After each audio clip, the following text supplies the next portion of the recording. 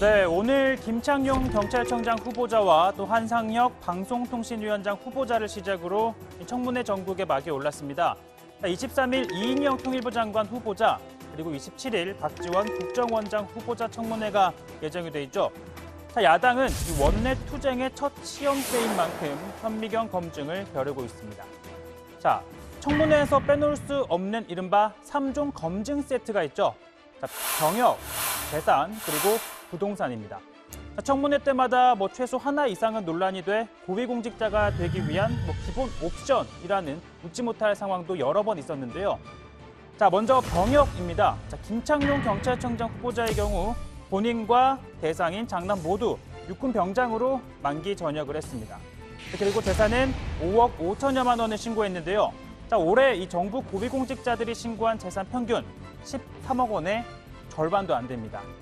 그리고 세 번째 카드, 이 부동산은요. 부인과 공동 명의로 서울 강동구에 아파트 한 채를 갖고 있고 실제 거주하는 서울 중구 아파트는 전세입니다. 그러니까 다주택자가 아닌 거죠. 위장 전입 의혹도 없는데요. 그리고 이 다운 계약서를 작성한 의혹이 제기되긴 했지만 이 실거래가 신고가 의무화된 2006년 이전이라 야당도 큰 흠결은 아닌 것으로 보고 있습니다. 소위 이렇게 도덕성 3종 검증 세트에서 특이점이 없는 게 특이할 정도로 청문회는 큰 어려움 없이 통과될 거란 관측이 나왔습니다. 다만 이번 청문회에서는요, 고 박원순 전 서울시장의 죽음과 성추행 의혹 사건이 주요 이슈가 되고 있습니다. 관련 쟁점은 우선 이 성추행 의혹, 그리고 서울시 내부 직원들의 묵인과 관련된 의혹, 그리고 2차 가해, 그리고 수사 상황 유출 의혹 등입니다. 우선 김창룡 후보자는요, 박 전 시장이 성추행 의혹으로 고소된 사건에 대해선 현행법상 수사를 할 수 없다고 밝혔습니다. 피고소인이 사망을 해서 존재하지 않기 때문에 관련 규정에 따라서 공소권 없음으로 조치하는 게 타당하다고 저는 생각하고 있습니다. 다만 일부 위원은요, 이런 문제 제기를 합니다. 정의당 이은주 의원인데요. 이춘재 연쇄살인 사건을 예로 들면서 이건 공소시효가 지났고 공소권이 없어서 사건이 종결됐음에도 불구하고 이 경찰이 진실규명을 위해 수사를 하지 않았냐라고 말입니다. 다만 이 김창룡 후보자는 똑같이 공소권이 없다고 해도 이 경우는 다르다고 설명합니다. 피해자는 존재하지 않고 있지만 용의자라든지 피의자가 존재할 경우에는 경찰이 수사를 갖다가 진행을 합니다. 어쨌든 명백하게 피혐의자 또는 피의자가 존재하지 않을 경우에는 수사 자체가 거의 불가능하고 법 규정에도 종결 처리하게 되어 있습니다. 그리고 피해자의 주장에 따르면 성추행이 벌어지는 동안 서울시 내부 직원들의 묵인, 또 방조했다는 의혹도 제기됐죠. 그리고 피해자에 대한 허위 정보 등 2차 가해가 벌어지기도 했는데요. 이는 현재 경찰이 중점을 두고 수사하고 있는 부분이라고 밝혔습니다. 방조행 또 2차 피해 등을 목적으로 수사를 하고 있습니다. 지금 서울청 사이버 등 관련 부서에서 그런 허위사실 등 2차 피해에 대해서는 엄정하게 철저하게 수사하고 있는 걸로 알고 있습니다. 수사 상황이 유출됐다는 의혹은요, 통합당이 강하게 문제 제기를 하고 있는 대목입니다. 아시다시피 박 전 시장이 고소를 당하자마자 경찰은 관련 사실을 청와대에 보고했죠. 다만 이는 적법한 절차에 따른 것이라고 밝혔습니다.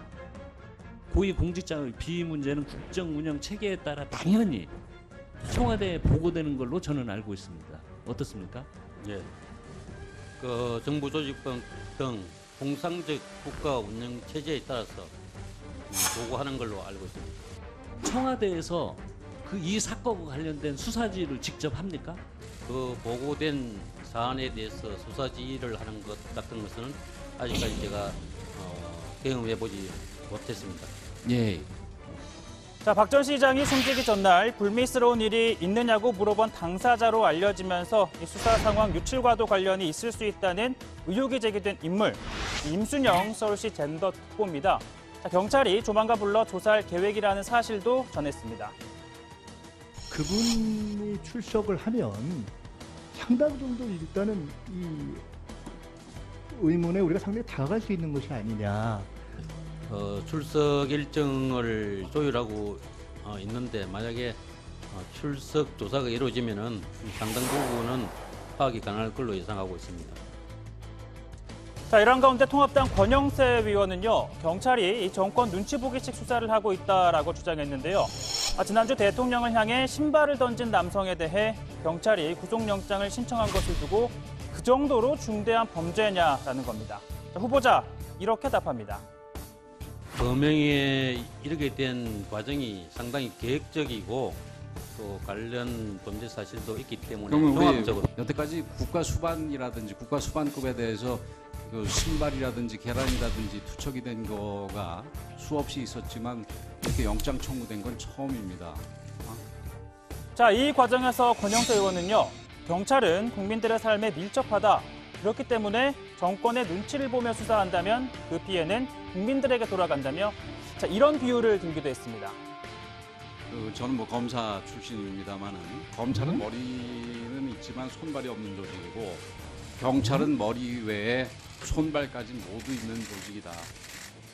그만큼 더 중요하다 이런 얘기가 될 텐데 문제는 이런 경찰이 정권에 비굴하기 시작하면 국민들의 삶은 비참해진다는 겁니다. 이렇게 정리해 봅니다. 박원순 사건 청문회 된 경찰청장 후보자 인사청문회입니다.